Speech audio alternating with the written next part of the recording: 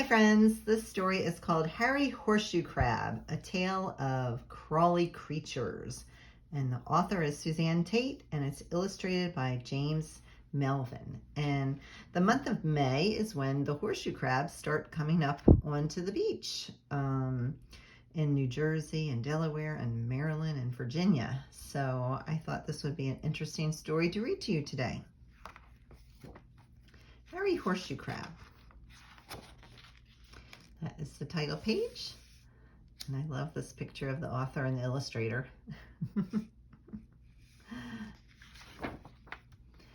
Harry Horseshoe Crab was a creepy, crawly creature. He looked like a prehistoric monster. Harry had 5 pairs of walking legs and 4 eyes. Everybody called Harry a crab. He says, "Hey, cuz." He looked like one, but he really belonged to a different family. His cousins were spiders. And his family was very old. Animals like Harry Horseshoe Crab lived on Earth millions of years ago with the dinosaurs. Harry lived in a big touch tank at an aquarium. It was there that he met Henrietta Horseshoe Crab. She was much larger than he. Every day, Harry and Henrietta crawled back and forth. They tried to climb the walls of the touch tank. Children came to see the harmless, crawly creatures. Sometimes they picked Harry up by his tail and left him upside down. But Harry could turn himself right side up with his long, sharp tail. Living in a touch tank made Harry Horseshoe Crab touchy. "I don't like to be picked up like that," he said to Henrietta one day. "It nearly wears off my tail." "Well, crawl over here by me," urged Henrietta. She had learned to stay at the back of the tank, away from everyone. "How smart you are," said Harry. "You are a real blue blood." Now, Harry and Henrietta did have blue blood. It wasn't red like humans. One day, they decided at the aquarium to give Harry and Henrietta to the lab. The lab was a place where humans took blood from horseshoe crabs. The blood was used to test medicines and save lives. It was very special. When Harry heard about the lab, he was scared. He didn't know what would happen to him there.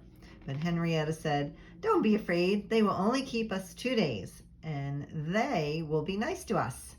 She had been caught once before and taken to the lab. Henrietta was right. Humans at the lab treated them well. They didn't even pick up the horseshoe crabs by their tails.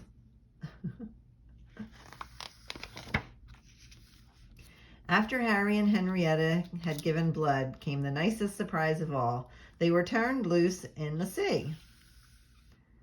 Harry Horseshoe Crab was happy. He swam with Henrietta to a place called Tween Waters. "Let's look for shellfish," he said. Henrietta was hungry too, so off they went. They plowed along the bottom looking for little clams. But it was springtime and Henrietta Horseshoe Crab was soon thinking other thoughts. "It's time to lay my eggs," she said to Harry. Harry knew then that it was time for him to hitch a ride with Henrietta, so he grabbed her shell with his short and stubby front claws. The claws were like little hooks. Henrietta swam along with Harry in tow. Since she was larger, she could easily swim with him. Soon they came to a beach and crawled ashore. Henrietta dug a hole in the sand and laid her eggs. It was important that Harry be there so that he could fertilize Henrietta's eggs. That way her eggs would hatch and little horseshoe crabs could begin life. Many other horseshoe crabs joined Harry and Henrietta on the beach. Waves washed up and the water was thick with eggs. And this is what it looks like. There's a lot, very many horseshoe crabs on the beach. It looks just like that picture. After a while, Harry and Henrietta swam to Tween Waters. Henrietta decided to rest on the bottom. Harry, however, was hungry. "I think I'll look for food around 3 Islands," he said.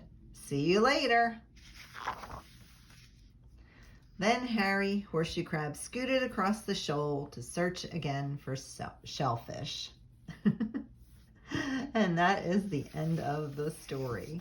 Boys and girls, I hope you enjoyed that story. And if you're in that area of the shore on Maryland, Delaware, or New Jersey, you may go down and see all the horseshoe crabs coming up on the beaches this month. Okay? So have a great day. See you tomorrow.